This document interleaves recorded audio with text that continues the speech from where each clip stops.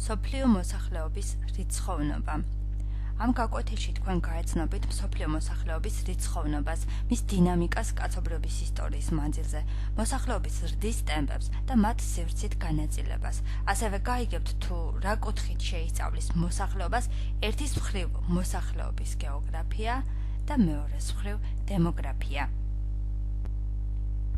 მოსახლეობა ეწოდება მთლიანად დედამიწაზე, ან ამა თუ იმ არეალის ფარგლებში მცხოვრებ ადამიანთა ერთობლიობას. რა შეისწავლის მოსახლეობის გეოგრაფია? მოსახლეობის გეოგრაფია საზოგადოებრივი გეოგრაფიის ქვედარგია, რომელიც შეისწავლის მოსახლეობის რიცხოვნობას, შედგენილობას, ზრდას, განსახლებას, მიგრაციას და ასე შემდეგ. მოსახლეობის გეოგრაფია დემოგრაფიისგან განსხვავებით ზემოთ ჩამოთვლილ საკითხებს შეისწავლის სივრცესთან და გარემო პირობებთან კავშირში, ადგენს მოვლენათა სივრცით კანონზომიერებებს. ჩნდება კითხვა მას, რა კუთხით შეისწავლის დემოგრაფია მოსახლეობას. დემოგრაფია შეისწავლის მოსახლეობას სტატისტიკური და მათემატიკური ხერხებით. დემოგრაფია ადგენს მოსახლეობის რაოდენობას, სტრუქტურას, განსახლებას. დემოგრაფიის ძირითადი ცნებები გახლავთ შობადობა, სიკვდილიანობა და მიგრაცია. თანამედროვე ადამიანს სამეცნიერო ენაზე ჰქვია Homo sapiens, ანუ გონიერი ადამიანი. მეცნიერთა აზრით ადამიანის პირველი წინაპარი დედამიწაზე გაჩნდა 5 მილიონი წლის წინ, ხოლო თანამედროვე ადამიანის მსგავსი არსება მხოლოდ 40,000 წლის წინათ. თანამედროვე ადამიანთა გარეგნობა მრავალფეროვნებით ხასიათდება, თუმცა ყველანი ოდესღაც დედამიწაზე მცხოვრებ ადამიანთა ერთი მცირე ჯგუფის შთამომავლები ვართ. იერსახით განსხვავება კი განპირობებულია ბუნებრივი საცხოვრებელი გარემოს სხვადასხვაობით და მათი გავლენით ჩვენზე. ჩვენი უძველესი წინაპრები ცხოვრობდნენ აღმოსავლეთ აფრიკაში. მათი შთამომავლები თავდაპირველად განსახლდნენ დასავლეთ და სამხრეთ აფრიკის ტერიტორიაზე, ხოლო მრავალი ათასი წლის განმავლობაში მოედუნენ მთელს მსოფლიოს. ისინი აზიისა და ევროპის კონტინენტებზე გადადიოდნენ ვიწრო ხიდით, რომელიც ერთმანეთისგან გამოყოფდა ხმელთაშუა და წითელ ზღვებს. იმ ხანად კლიმატი ცივი იყო და არქტიკული ყინული საფარი ვრცელდებოდა დღევანდელი პარიზისა და ნიუ-იორკის ტერიტორიებამდე. შესაბამისად, ოკეანის დონეც დაწეული იყო და ადამიანები თავისუფლად გადაადგილდებოდნენ ფეხით ციმბირიდან ალასკის ტერიტორიაზე, ანუ აზიის კონტინენტიდან ჩრდილოეთ ამერიკის კონტინენტზე. შემდგომ ამას მოყვა ჩრდილოეთ ამერიკიდან სამხრეთ ამერიკისკენ მოსახლეობის თანდათანობით ჩამოსახლება.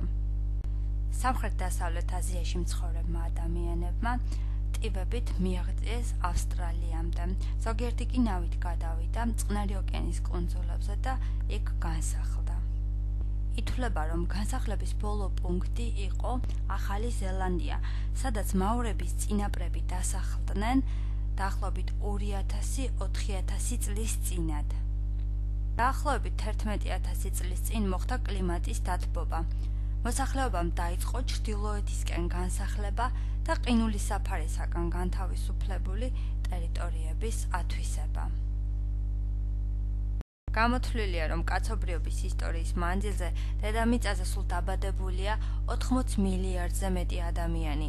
ცნობილია, რომ მოსახლეობის რაოდენობა თითქმის მუდმივად იზრდებოდა, თუმცა სხვადასხვა ტემპებით. ძველ დროში, რა თქმა უნდა, მოსახლეობის მატება უფრო ნელი ტემპით მიმდინარეობდა. 80 მილიარდიდან ჩვენ წელთაღრიცხვამდე 40,000 წლის განმავლობაში დაიბადა მხოლოდ 4 მილიარდი. ქრისტეს შობიდან 1750 წლებამდე 61 მილიარდი, ხოლო 1750-დან 1990 წლებში 15 მილიარდზე მეტი. ეს სტატისტიკა სრულიად საკმარისია იმის სანახავად, თუ რამდენად მოიმატა მოსახლეობის ზრდის ტემპებმა. აქ მოცემული დიაგრამა გვიჩვენებს მოსახლეობის დინამიკას საუკუნეების განმავლობაში. დიაგრამაზე კარგად ჩანს, რომ 1000 წლეულობის მანძილზე მოსახლეობის რაოდენობა უმნიშვნელოდ იზრდებოდა. მაგალითად 40,000 წლის წინ დაწყებული 2000 წლამდე თითქმის უცვლელი იყო. ხოლო პირველი საუკუნიდან უკვე იწყება შესამჩნევი აღმასვლა. მოსახლეობის დინამიკაში გამოიყოფა რამოდენიმე მკვეთრი აღმავლობის, მკვეთრი ზრდის პერიოდი, რაც დაკავშირებული იყო სხვადასხვა მოვლენებთან, მაგალითად 1850 წლის მონაცემი და ზრდის ეს ტემპი დაკავშირებულია სოფლის მეურნეობის განვითარებასთან და ინდუსტრიულ რევოლუციასთან, რამაც მოახერხა კვების პრობლემის მოგვარება ევროპასა და ამერიკაში და ამას უკავშირდება მოსახლეობის მკვეთრი მატება. მოსახლეობის სწრაფი ზრდა შეინიშნება 1900 წლიდანაც, რაც დაკავშირებულია სამედიცინო და სანიტარული პირობების გაუმჯობესებასა და დაავადებათა დამარცხებასთან. ხოლო უკვე 2000 წლისთვის დაწყებული მე-20 საუკუნის 50-იანი წლებიდან დამთავრებული მე-20 საუკუნის ბოლომდე გვაქვს არნახული ზრდა მოსახლეობის, რაც დაკავშირებული არის მწვანე რევოლუციასთან, განვითარებადი ქვეყნების უფრო განვითარებასთან და კერძოდ აქ პროდუქტიულობის მატებასთან. მოსახლეობის განსაკუთრებით სწრაფი ტემპით ზრდა მოხდა მე-20 საუკუნეში. თუ 1-დან 2 მილიარდამდე მოსახლეობის ზრდას 100 წელი დასჭირდა, 5-დან 6 მილიარდამდე მხოლოდ 12 წელი. მსოფლიო ისტორიის მანძილზე მოსახლეობის საშუალო წლიური მატების ყველაზე მაღალი ტემპი დაფიქსირდა მე-20 საუკუნის 60-იანი წლების დასაწყისში, ხოლო ყველაზე მაღალი აბსოლუტური წლიური ნამატი 80-იან წლებში დაფიქსირდა. ამ პერიოდში მოსახლეობა ყოველ წელს 80-ზე მეტი მილიონი ადამიანით იზრდებოდა. როგორ ხდება მოსახლეობის რიცხოვნობის განსაზღვრა? მოსახლეობის რიცხოვნობის განსაზღვრა ქვეყნების საყოველთაო აღწერის გზით ხორციელდება, რომელიც ტარდება რეგულარულად 5-10 წლიანი ინტერვალით. მოსახლეობის მეცნიერულად ორგანიზებულ აღწერას მოკლე ისტორია აქვს. მაგალითად, ამერიკის შეერთებულ შტატებში რეგულარული აღწერის დაწყების თარიღია 1790 წელი. შვედეთსა და ფინეთში ეს პროცესი 1800 წლიდან დაიწყო. ინგლისში, საფრანგეთში, დანიასა და ნორვეგიაში კი 1801 წელს. აღწერის დროს ქვეყანაში არსებული ყოველი მოქალაქე ავსებს ანკეტას, სადაც საკუთარი თავის შესახებ სხვადასხვა სახის ინფორმაცია შეაქვს. ამგვარი ანკეტების დაჯამებით და ანალიზით სპეციალისტები ადგენენ ქვეყნის მოსახლეობის რიცხოვნობის მაჩვენებლებს, მოსახლეობის სტრუქტურას და ასე შემდეგ.